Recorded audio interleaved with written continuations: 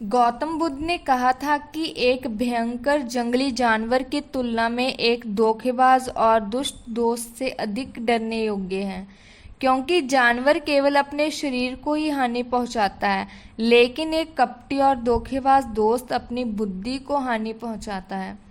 केवल एक बुरे दोस्त ही आपको उस स्थिति तक पहुंचा सकते हैं जहां आपको ऐसा लगता है कि ये दुनिया बहुत खराब है, यहाँ रहने का कोई फायदा क्या है। और यही होता है जब आपको कोई मिलता है, आपको ठग जाता है, और केवल व्यक्ति ही जो अंधे विश्वास करता है किसी पे, उसके साथ ठगी होती है। हम किसी को सीधे विश्वास नहीं करते हैं। विश्वास धीरे धीरे बढ़ता है, लेकिन समय के बाद ये विश्वास इतना मजबूत हो जाता है कि हम उस व्यक्ति के सामने अपनी आंखें, कान और मन बंद कर देते हैं, और फिर ऐसी स्थिति में होता है कि हमारे सबसे विश्वास योग्य व्यक्ति हमें सबसे ज़्यादा धोखा देते हैं। इस दुनिया में हम दुनिया में विश्वास खो दें और हम सभी को संदेह के साथ देखना शुरू कर देते हैं। वास्तविकता में ये दुनिया धोखे पर चल रही है। हम किसी न किसी को धोखा देते हैं, कहीं ना कहीं, कभी ना कभी अपने जीवन में, और दूसरे लोग भी हमें धोखा देते हैं। दूसरों द्वारा धोखा देना समझना संभव है, लेकिन हमने वर्ष से खुद को ही धोखा दिया है। हम अपने आप को ऐसी बातों को मनाते हैं ताकि हमें सच्चाई का सामना ना करना पड़े, और हम अपने छोटे सी दुनिया में खो जाते हैं। धोखा या विश्वासघात एक दो-धारी तलवार की तरह होता है। हमें ऐसा लगता है कि हम दूसरे व्यक्ति को धोखा देकर उसे बेवकूफ़ बना रहे हैं, लेकिन ये कपटी तलवार हमारे सामने खरा व्यक्ति का गला उतना ही काटती है जितना कि ये हमारे गले को भविष्य में काटती है। आज की बहुत गति से आप ये जानेंगे कि हम धोखे और विश्वासघात से खुद को कैसे सुरक्षित रखें। इस वीडियो के अंत में हम आपको 10 संकेत के बारे में सिखाएंगे जो एक ठग और झूठा में पाए जाते हैं। एक जवान लड़का बहुत क्रोधित हालत में था और वह तबक के जरिए स्वयं हत्या करने की सोच रहा था। जब वह पहाड़ी के शिखर तक पहुंचा तो उसने जोर से चिल्लाया कि ये दुनिया इतनी बुरी क्यों है? यहाँ सब इतने स्वार्थी क्यों हैं? क्या मेरे जीने का कोई मतलब नहीं है? उसी पहाड़ी के शिखर पर एक बौद्ध सन्यासी ध्यान में लीन था। उस जवान लड़के की उच्च आवाज़ सुनकर अपने संचय के साथ उठ गया। उसे एकदम समझ में आया कि ये जवान लड़का यहाँ स्वयं हत्या करने आया है। जब वह जवान लड़का पहाड़ी से कूदने ही वाला था, तभी बौद्ध सन्यासी ने उसका हाथ पकड़ा और बौद्ध सन्यासी ने उसे पीछे खींचा और कहा, क्या हुआ? क्या आगे का रास्ता खत्म हो गया है? जवान लड़के ने कहा, कौन सा रास्ता? यहाँ कोई रास्ता नहीं है। मैं यहाँ से कूदकर स्वयं हत्या करने जा रहा हूँ। बौद्ध सन्यासी ने कहा, हर किसी को एक न एक दिन मरना होता है, लेकिन तुम इतनी जल्दी में क्यों हो? जवान लड़के ने कहा, ये दुनिया जीने के लायक नहीं है। यहाँ सभी स्वार्थी और धोखेबाज हैं। मैंने जिस पर भरोसा किया वह सभी ने मुझे धोखा दिया। मेरा अपना भाई ने मुझे धोखा दिया, मेरा दोस्त मुझसे धोखा कर गया, लेकिन आज ये सब बहुत ज़्यादा हो गया। मेरी पत्नी भी मुझे धोखा दिया। उसने एक अमीर व्यापारी के साथ फरार होगी। इतने धोखे मिलने के बाद अब मुझे इस दुनिया में जीने का कोई मत धक्के मार दूं। लेकिन अगले ही पल उसे ये अनुभव होता है कि मास्टर एक अच्छा तैराक है, वह तैर कर निकल जाएगा। कभी कभी उसे ये विचार आता था कि वह मास्टर को गले दबाकर मार देगा। सभी जानते हैं कि मैं मास्टर का विश्वास पात्र हूँ, इसलिए किसी को भी मुझ पर संदेह नहीं होगा। लेकिन फिर वह सोचते हुए अपने आप से ही वह बात करता है कि यदि थोड़ी सी गड़बड़ी अगर हो गई तो हालात और भी बिगड़ सकते हैं। उसे कुछ ऐसा तरीका ढूंढना होगा जिससे कि मास्टर तो मरे ही और सबको ये लगे कि ये व्यक्ति ये पक्की मौत हुई है और इसे ईश्वर ने स्वीकार किया है। एक दिन वह युवा शिष्य मास्टर के कटुआ में मास्टर के पास बैठा था। तभी उसकी नज़र एक ऊपर लटकी हुई मटके पर पड़ी। उसे याद आया कि मास्टर ने कहा था इसमें जहर है, और वह जहर ऐसा है कि अगर किसी व्यक्ति को दिया जाए तो वह व्यक्ति आसानी से मर सकता है और किसी को भी पता भी नहीं चलेगा कि वह कैसे मरा। उसने सोचा कि इस जहर को मास्टर को देना सही होगा और कोई भी नहीं जानेगा कि वह कैसे मरा। फिर उसके पास पूरे आश्रय पर काबू पाने की भावना भी हुई। अगले दिन उसने गुप्त रूप से मास्टर की कुटिया में वह जहर चुराया और मास्टर के भोजन में मिला दिया। मास्टर ने वह रात का खाना खाया और सो गए, लेकिन सुबह होने पर पूरा आश्रम जाग उठा, लेकिन मास्टर नहीं उठे। शिष्य गुरु की कुटिया में गया और देखा कि मास्टर मर गए हैं। जब उस युवा शिक्षक को ये जानकारी मिली तो उसके अंदर बहुत खुशी होगी और वह आश्रम का नियंत्रण संभालने का कार्य शुरू कर दिया। आश्रम में एक पुराना शिष्य भी था। वह सब कुछ खामोशी से देख रहा था। वह अपनी कुटिया में गया और वहां से एक दवा लेकर आया और मास्टर को दिया। कुछ ही समय में मास्टर की चेतना वापस आई और वह ठीक से उठकर बैठ गया। ऐसा देखकर उस युवा शिष्य के पैरों तले जमीन खिसक गई। वह बहुत घबराया हुआ था। गुरु ने बाकी शिष्यों को उनके कार्य पर भेज दिया और युवा शिक्षक को अपने पास बुलाया और कहा, क्या तुम अभी भी विश्वास योग्य हो? क्या तुम अभी भी मुझे धोखा नहीं दोगे? क्या तुम स्वार्थी नहीं हो? शिष्य गुरु के पांव में गिर पड़ा और कहा, मुझे नहीं पता कि मैंने इस अपराध को कैसे किया। मैंने आज तक किसी को धोखा नहीं दिया है। लोग मुझे धोखा दे रहे हैं, लेकिन नहीं जानता कि मैंने आज आप पर धोखा क्यों और कैसे किया। गुरु ने कहा, तुम मुझे धोखा नहीं दे सकते क्योंकि मैंने कभी तुम पर विश्वास ही नहीं किया है। मैं किसी पर विश्वास नहीं कर सकता। मैं केवल उसी पर विश्वास करता हूँ जो मैं अपनी आंखों से देखता हूँ, और मैं तुम्हारे भीतर की लालसा देखना चाहता हूँ। और मैंने तुम्हें ये लालसा जानबूझकर दी थी क्योंकि किसी को धोखा देने के सिर्फ 3 ही कारण होते हैं। पहला स्वार्थ, दूसरा लालसा और तीसरा ईर्ष्या। वे युवा सन्यासी मास्टर से पूछा, लेकिन मास्टर, मैं अपने आप को अपना ये कैसे स्वार्थ, लोभ और ईर्ष्या से मुक्त कर सकता हूँ? मास्टर ने कहा, खुद को पढ़ें, खुद को जानें और खुद के अंदर प्रवेश करने का प्रयास करें। इंसान में बहुत महान संभावनाएं होती हैं। वह खुद को कुछ भी बना सकता है, वह कुछ भी हो सकता है। और जब आपको मौका ना मिले तो अपने अंदर देखें और जानने की कोशिश करें कि आप क्यों बदल रहे हैं, कौन आपको बदल रहा है, क्या ये परिवर्तन अच्छा है या बुरा। आत्मनिरीक्षण करो। मास्टर ने इन शब्दों को सुनकर शिष्य फिर से उनके पैरों में गिर गया और कहा, मास्टर, मैं आपका शिष्य बनना चाहता हूँ और जानना चाहता हूँ कि मैं कौन हूँ, मैं क्या हूँ और मैं क्यों बदलता हूँ। मास्टर ने कहा, हमारे आसपास ऐसे बहुत सारे लोग हैं और बहुत सारे ऐसे लोग रह चुके हैं जो इसका उदाहरण है, जो कभी अपने स्वार्थ, लोभ और ईर्ष्या के कारण किसी को धोखा नहीं दिया। वह किसी का विश्वासघात नहीं करते। एक व्यक्ति तभी किसी को धोखा देता है जब उसे लगता है कि कोई नहीं देख रहा है कि वह क्या कर रहा है और भविष्य में कोई नहीं जानेगा कि वह जो कर रहा है वो सही है या गलत। एक महात्मा ने बताया, अगर मनुष्य कुत्ते को रोटी खिलाने के 8 फायदे जान जाए तो वो कभी दुखी नहीं होगा। महात्मा ने बताया, कुत्ते को एक टुकड़ा रोटी खिलाने से क्या फल मिलता है। एक समय की बात है, एक जंगल में एक महात्मा उपदेश दे रहे थे। तभी सबल नाम के शिष्य ने पूछा, गुरुदेव, मेरे मन में एक प्रश्न उठ रहा है। महात्मा ने कहा, भक्त, संकोच होकर पूछो। आपने मन में वह कौन सा प्रश्न उठ रहा है। तब सबल ने कहा, गुरुदेव, मैं ये जानना चाहता हूँ कि कुत्ते को एक टुकड़ा रोटी खिलाने से मनुष्य को कौन सा फल मिलता है।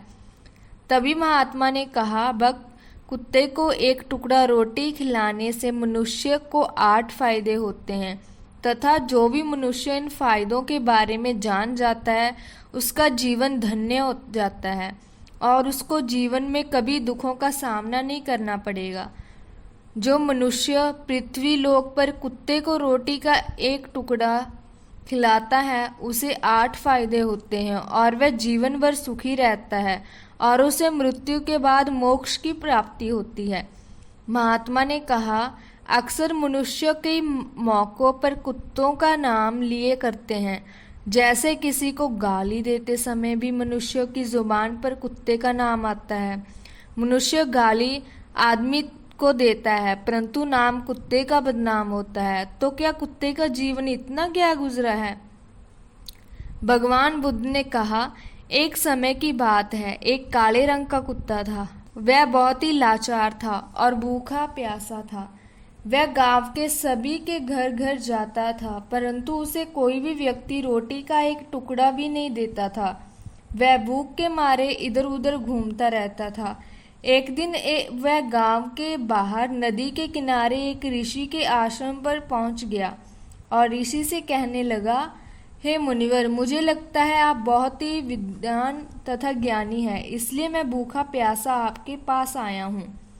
कृपा करके आप मुझे एक टुकड़ा रोटी का दे दीजिए कि मैं जाकर खाकर अपनी भूख को शांत कर लूं। तभी वह ऋषि कहता है, हे सवान, क्या तुम्हें गांव में एक टुकड़ा रोटी नहीं दिया किसी ने जिसे तुम खाकर अपनी भूख मिटा सको। महात्मा ने कहा, भक्त, वह कुत्ता ऋषि से कहता है, हे मुनिवर, मैं आपको क्या बताऊं, आप मेरी बातों पर विश्वास ही नहीं करोगे।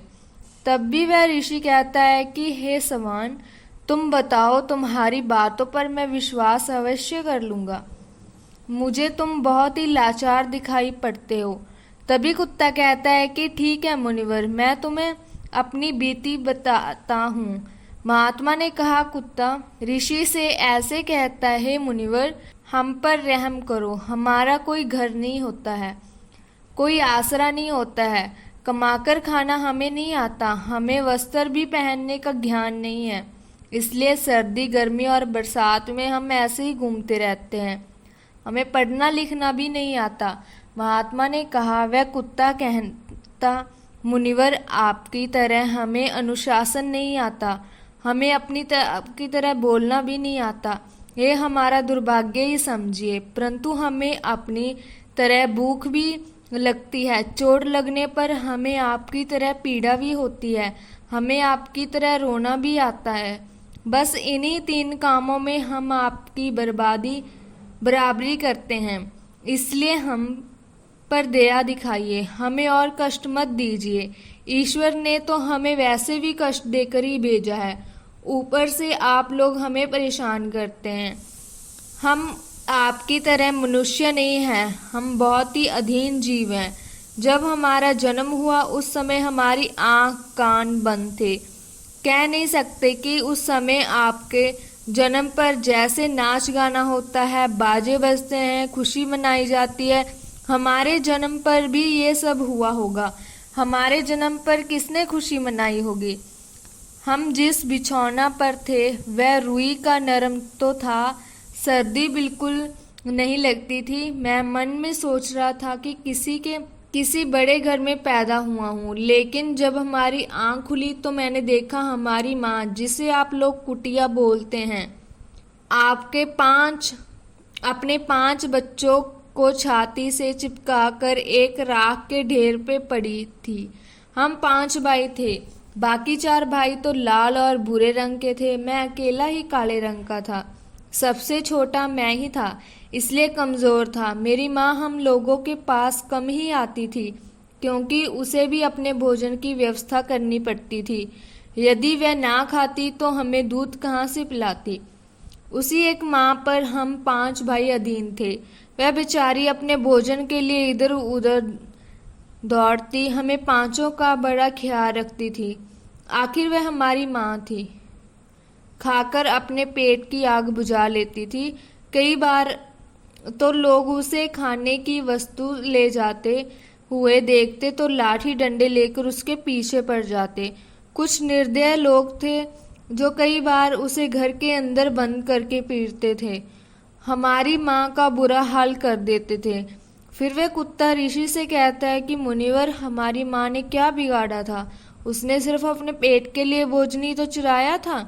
चोरी करने का हमें कोई शौक नहीं है, पर पापी पेट हमें ये सब करने के लिए मजबूर कर देता है।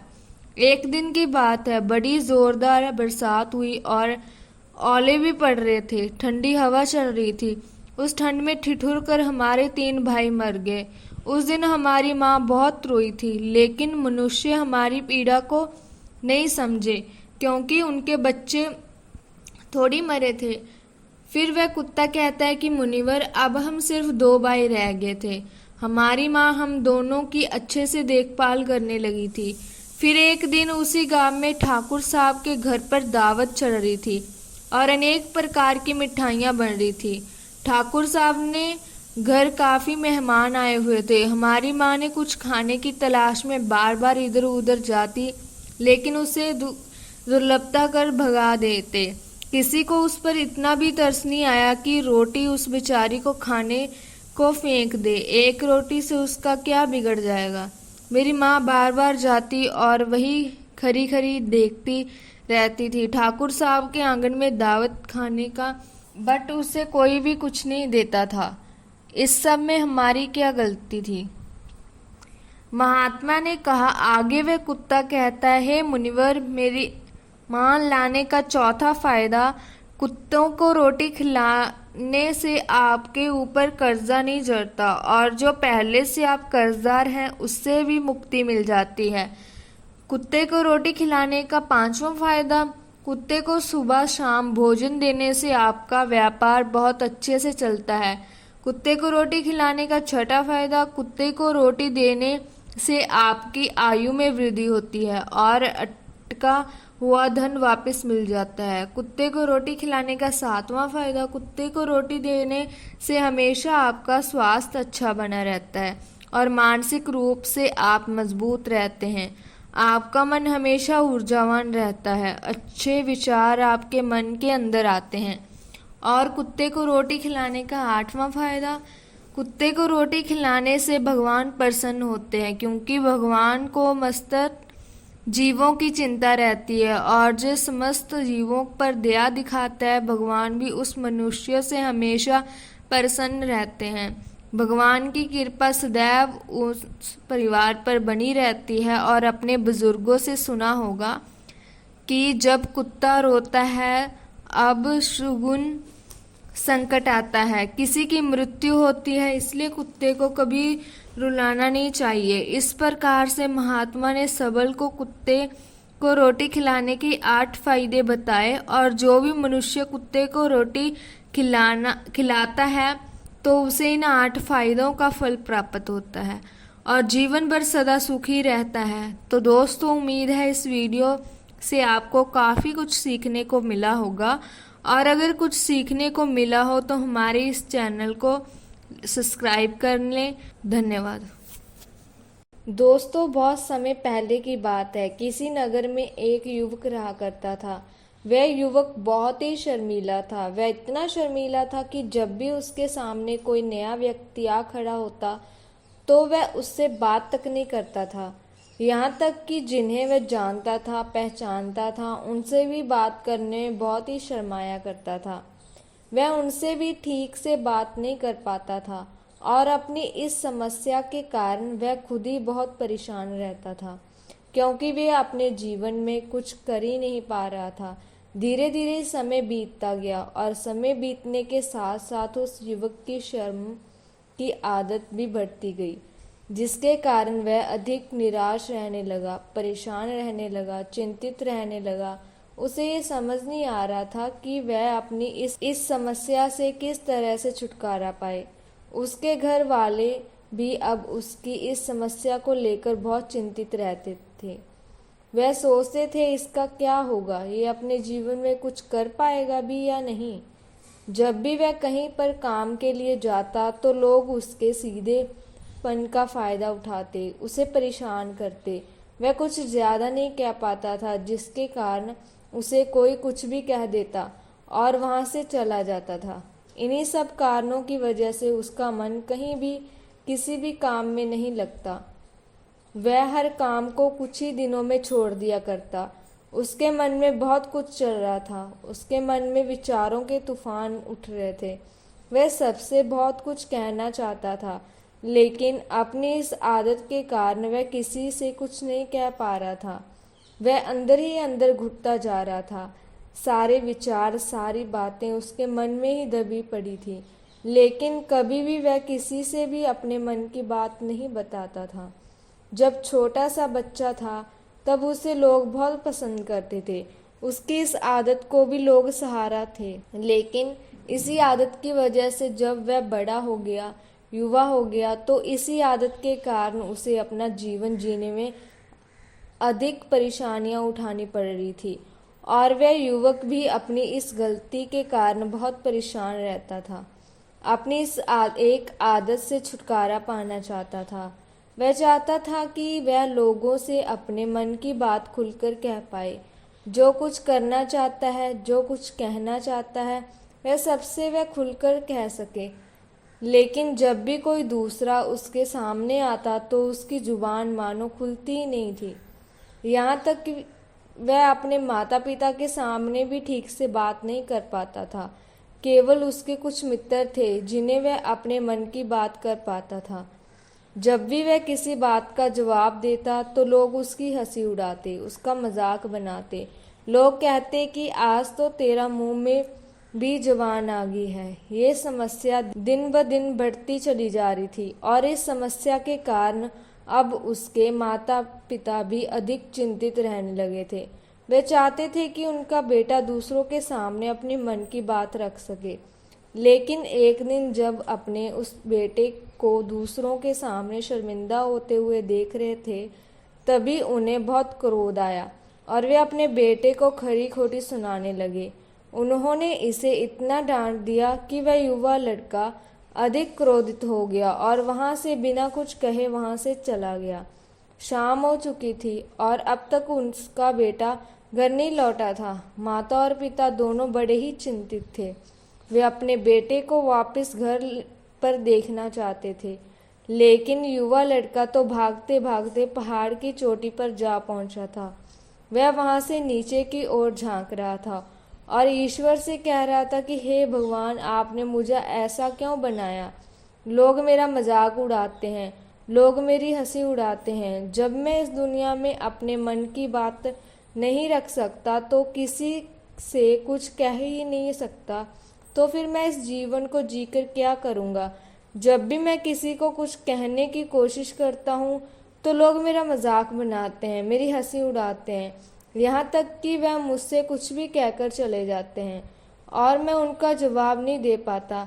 इसलिए मैं तेरे पास आ रहा हूँ। इतना कहकर जैसे ही वह युवक कूदने ही वाला था तो पीछे से आवाज़ सुनाई पड़ी, बेटा, जान देना तो बहुत आसान है, लेकिन इस जान को तुम वापस नहीं पा सकोगे।